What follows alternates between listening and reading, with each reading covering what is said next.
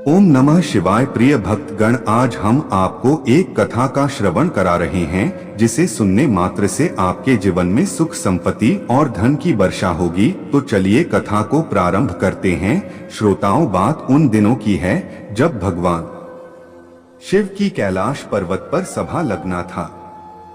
सभी देवतागण उस सभा में सम्मिलित होने थे। तभी भगवान विष्णु अपने वाहन गरुड़ जी के साथ कैलाश पर्वत पहुंचा। गरुड़ बहुत ज्यादा तेज उड़ते थे। उसे रेस में कोई भी नहीं हरा सकता था। वे मिनटों में हजारों कोस दूर उड़कर पहुंच सकते थे। विष्णु भगवान महल के अंदर चला गया और गरुड़ जी कैलाश पर्वत की खूबसूरती को निहार रहा था। प्राकृतिक दृश्यों को देख रहे थे। तभी उनकी दृष्टि छोटी सी सुंदर रंग बिरंगी चिड़िया पर पड़ता है। गरुड़ उन्हें निहारता ही रहता है और सोचता है, भगवान इसे कितना सुंदर बनाया है। ऐसा लगता है बस इसे देखता ही रहूं। तभी वहां यमराज जी भी आ गया।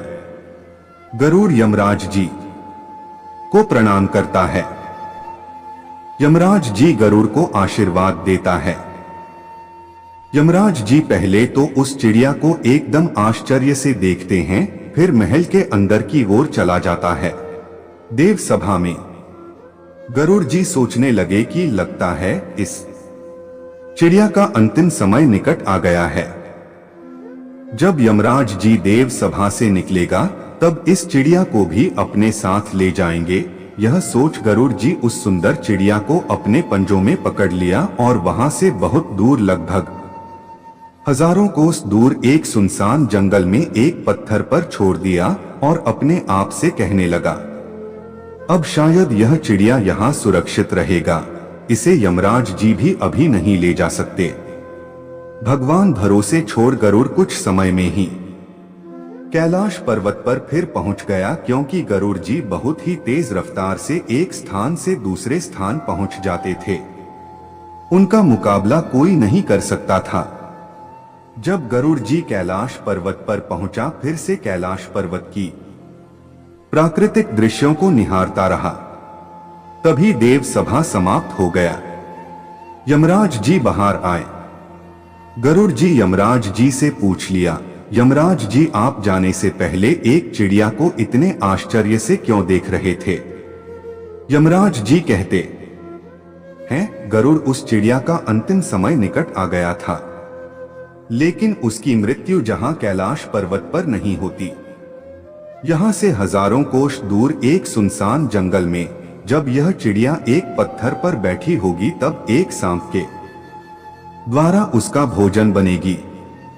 मैं यह सोचकर आश्चर्यचकित था कि वह सुंदर चिड़िया अभी कैलाश पर्वत में है, तो इतने कम समय में हजारों कोस दूर सुनसान जंगल पर कैसे पहुंच सकते हैं।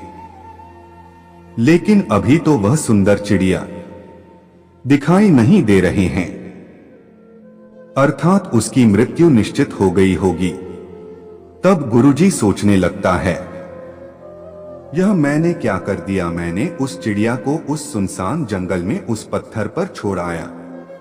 अभी तक तो वह चिड़िया सांप का भोजन बन गई होगी और उसकी मृत्यु भी हो गई होगी। दोस्तों, मृत्यु को कोई नहीं टाल सकता। हमें अपने आने वाले अगला पल ही ज्ञात नहीं होता, फिर भी हम कल की चिंता में खोए हुए होते हैं। अतः आप हर एक पल को खुल कर जियो, उसका आनंद लिया करें। जब हमारी जाने का समय होगा तो भगवान उस समय ले जाएंगे। बेवजह क्यों सोचते रहते हैं अपने जीवन के बारे में?